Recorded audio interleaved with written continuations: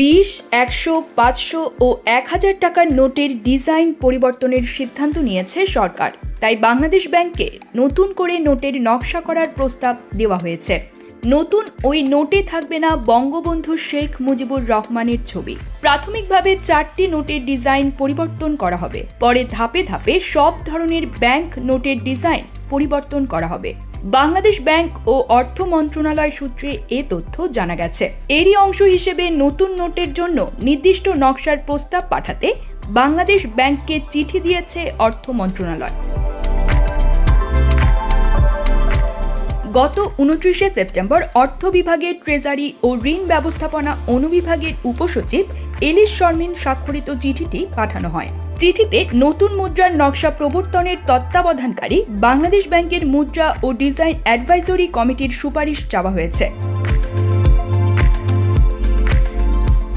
চিঠিতে বলা হয়, নতুন ডিজাইন ও বৈশিষ্ট্যের নোট প্রচলনে কী ধরনের ডিজাইন করা সমীচীন হবে তা নিয়ে বাংলাদেশ ব্যাংকের মুদ্রা ও ডিজাইন অ্যাডভাইজরি কমিটির সুপারিশ গ্রহণপূর্বক সুনির্দিষ্ট প্রস্তাব দ্রুততম সময়ের মধ্যে অর্থ বিভাগে প্রেরণ করার জন্য অনুরোধ করা হলো। এছাড়া পরিবর্তিত প্রেক্ষাপটে আগের অনুমোদিত পরিবর্তন বাস্তবায়ন স্থগিত করা হয়েছে বলে চিঠিতে উল্লেখ করা হয়েছে। বর্তমানে বাংলাদেশের 1, 2, 5, 10, 20, 50, 100, 500 ও 1000 টাকার 10টি কাগজের নোট প্রচলন আছে। এর মধ্যে 2 টাকা থেকে শুরু করে 1000 টাকা পর্যন্ত সব কাগজের নোটে শেখ মুজিবুর রহমানের ছবি আছে।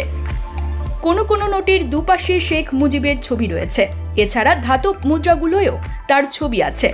নতুন করে নোটের নকশার যে প্রস্তাব চাওয়া হয়েছে সেখানে শেখ হাসিনা সরকারের সময় ছাপানো নোটের ডিজাইন পরিবর্তন হবে এবং শেখ মুজিবের ছবি থাকবে না বলে জানান সংশ্লিষ্টরা।